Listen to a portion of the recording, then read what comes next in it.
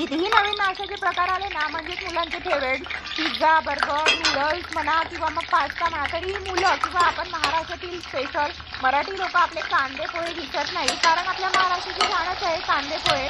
पण माझ्याकडे ना कांदे पोहे बनवायला आज कढीपत्ताच नव्हता आणि मुलांना ना आज स्पेशली कांदे पोहेच खायचे होते. तर चला म्हटलं कढीपत्ता नसताना सुद्धा आपण हे कांदे पोहे मस्त असे छान बनवूया. शेवटी मी यामध्ये काही साहित्य टाकणार आहे, तर तुम्ही शेवटपर्यंत बघा. कढईमध्ये तेल छान गरम झालं, जिरं टाकलं आणि भरपूर कांदे, हिरव्या मिरच्या, आलूच्या पातळ चोपट्या टाकल्या, शेंगदाणे टाकले. छान असं हे जे आहे ना मंद आचेवर शिजवून घेतलं. अगदी कमी साहित्यामध्ये हे पोहे बनवले आहे. मी कोथिंबीर सुद्धा नाही टाकलेली आहे, तरी सुद्धा एकदम मस्त आपले इथे कांदे पोहे तयार होणार आहेत.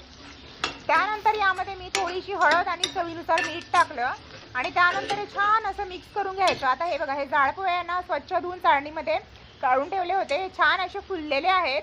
हे बघा किती छान असे मोकळे मोकळे झालेले आहेत आणि अजिबात कडकही नाही आहेत आणि एकदम पिठाळ पण नाही आहेत. छान असं मिक्स करून घ्यायचं.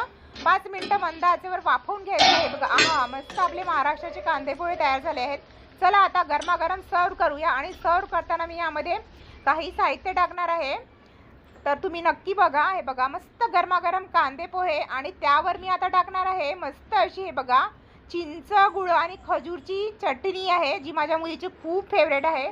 आणि हे बघा दही आणि त्यानंतर यावरती बारीक चिरलेले कांदे टाकलेले आहे. तुम्हाला हवं तर टोमॅटो आणि कोथिंबीर सुद्धा टाकू शकता. तर या गरमागरम कांदे पोहे खायला कशी वाटली ही रेसिपी नक्की सांगा कमेंटमध्ये. लाईक करा, शेअर करा आणि अशा छान छान रेसिपी पाहण्यासाठी सबस्क्राईब करा. मस्त झालेले आहेत, एक नंबर.